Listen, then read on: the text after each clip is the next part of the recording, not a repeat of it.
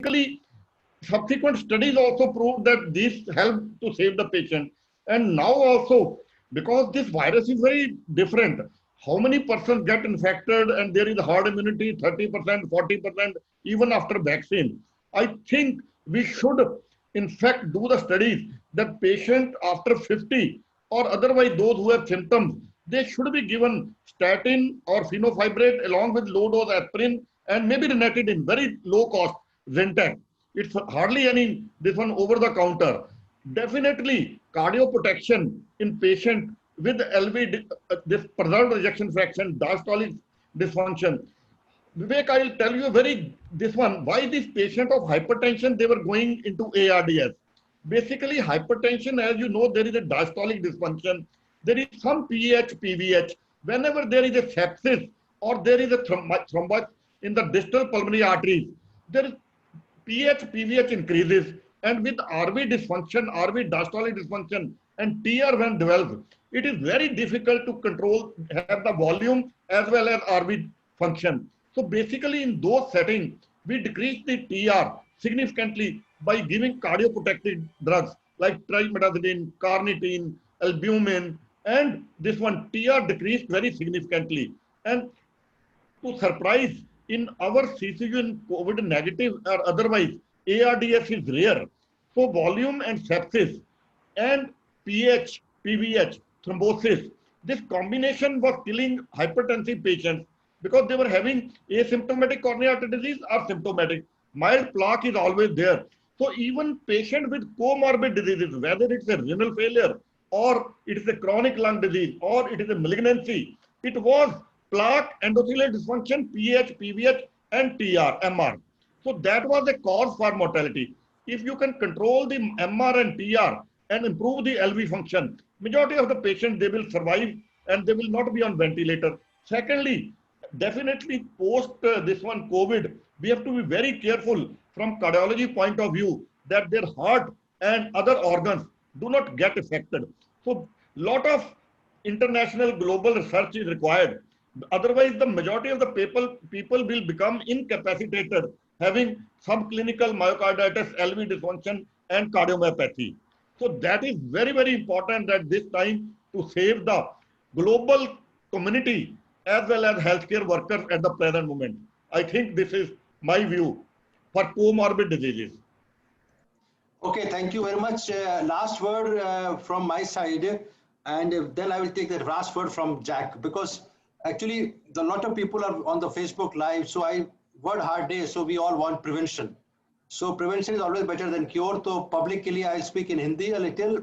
जो public यहाँ पे देखेंगे, it will be on Facebook live.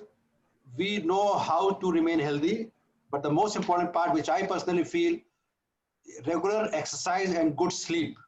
This is very important. I feel that India is a hub of cardiac patients, especially young. Bharat में young लोगों को heart की बीमारी भी हो रही है, उसका कारण स्ट्रेस तो ही है, लेकिन अगर हम पूरी नींद लें तो this is very important. Of course, everybody knows control of blood pressure, control of diabetes, control of cholesterol, control of no smoking, tobacco. But I personally feel other than that, if you have good sleep every night, stress-free, that will also help in recovery, because that is the best immunity regeneration. Then coming on to last word from Jack, and then we will close this session. Well, thank you very much for including me. I'm honored to be here with you. And I think that all of us have a lot of work to do as leaders in healthcare, but also in society to get through this COVID era. We know that vaccines are coming in 2021. But even with vaccines, which may not have, may be no more effective than a flu vaccine, reaching the total population, we'll be dealing with this for at least a year or two.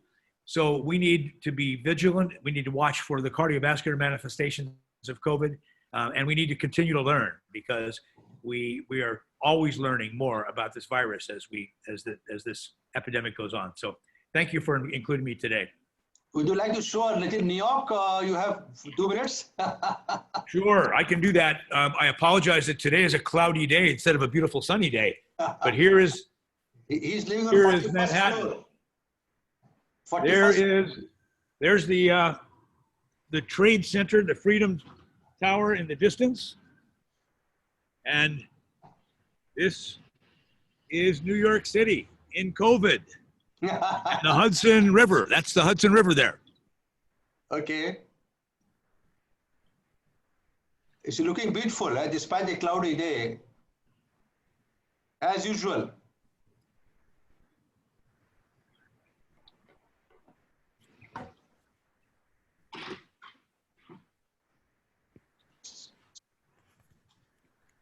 So we thank you very much, Jack. As usual, very lively lecture, and I hope you also enjoyed the minister's view. He speaks in a different way. Jack, if you come to India, you'll never be back. That means you stay back here.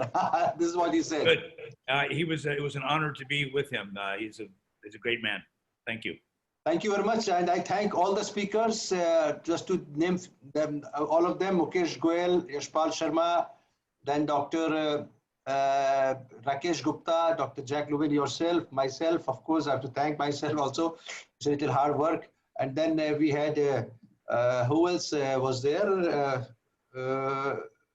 Yes, Dr. Ravin Chakravarti, who went a little early. Mukesh, thank you very much for being with us till the last time. And we thank especially Jack Lubin, find time in the early morning of New York.